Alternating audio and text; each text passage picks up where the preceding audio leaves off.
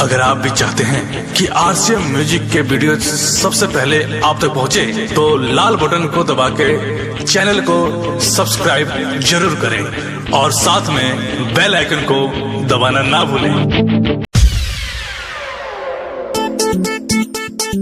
UP के कोयलिया orchestra बजा। अच्छा यूपी के कोयलिया Music by Gajanan. presented by Ansika Studio, Ramkola. तू ही हो रानी हमर यूपी के कोयलिया। आए हाय तू ही हो रानी हमर यूपी के कोयलिया।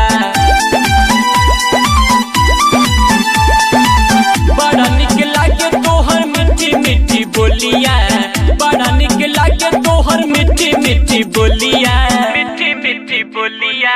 तू ही हो रानी हमर यूपी के कोयलिया। तू ही हो रानी हमर यूपी के कोयलिया।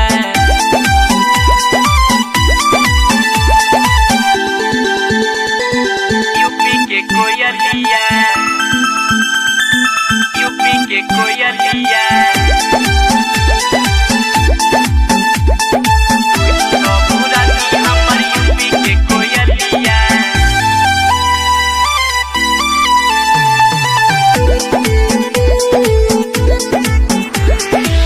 कुशीनगर के काजल कइले बमनवा पागल, बिंदिया गोरखपुर के सटलू एही से दिलवा लागल, एही से दिलवा लागल।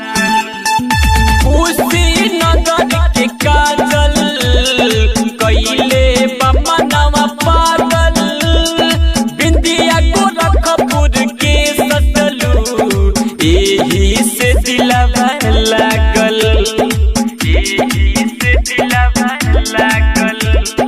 आजमगढ़ के लागेला उठल लिया। हाँ तू ही हो रानी हमर यूपी के कोयलिया।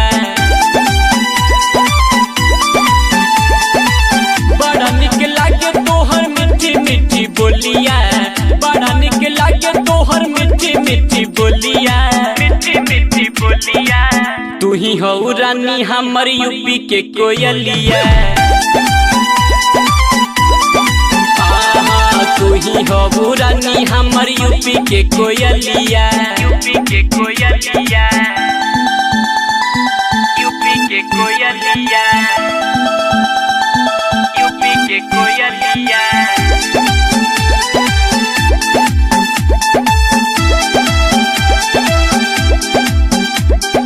तू ही हो रानी हमर यूपी के कोयलिया।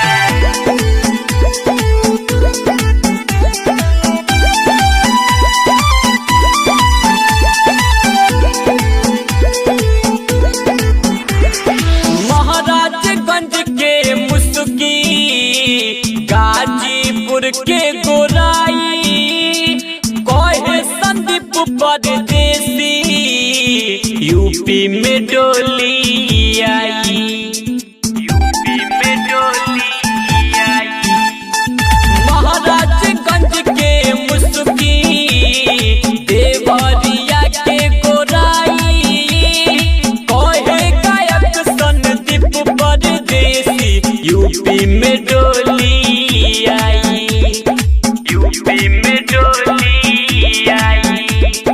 राइटर पंकज भइले बबलिया। हाँ तू ही हो रानी हमर यूपी के कोई